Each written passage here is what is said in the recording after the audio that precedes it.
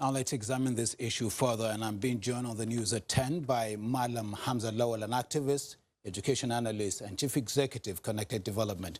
Thank you for joining us on the news at 10. Thank you for having me. Now we have many children out of school for so many reasons. Chief among them is conflict in different parts of this country.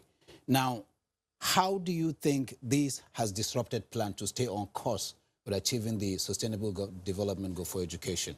Well, it has really affected plan, and we've seen that it has also added a lot of children that are meant to be in school are now out of school, and most of them are in the streets.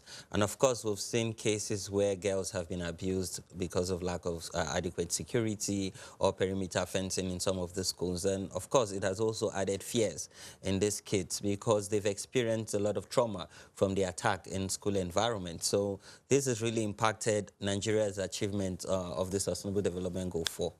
I guess you could tie that to targeted funding again. That has always been a problem for us. Many of the specialists we've spoken to would say government should move away from funding education to investing in education. Yes. Where do you stand on this? We have to see it as an investment, because when we talk about the future of Nigeria and the future of children, if you only see it as taking money and putting in education, then we're not getting it right.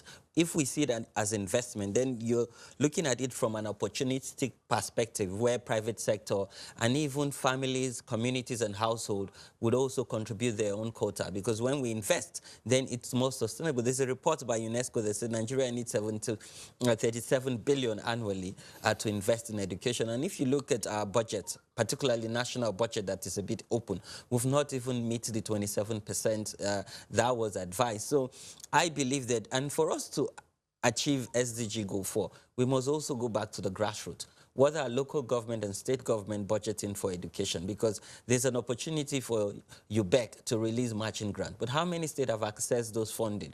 I believe also we need to review the UBEC Amendment Act, where as much as 12 years is compulsory, we need to look at how can we also increase funding. If states are saying we cannot provide 50% matching grant, why can't we give them 70% or 80% so they can provide 30 or 20% and access this funding?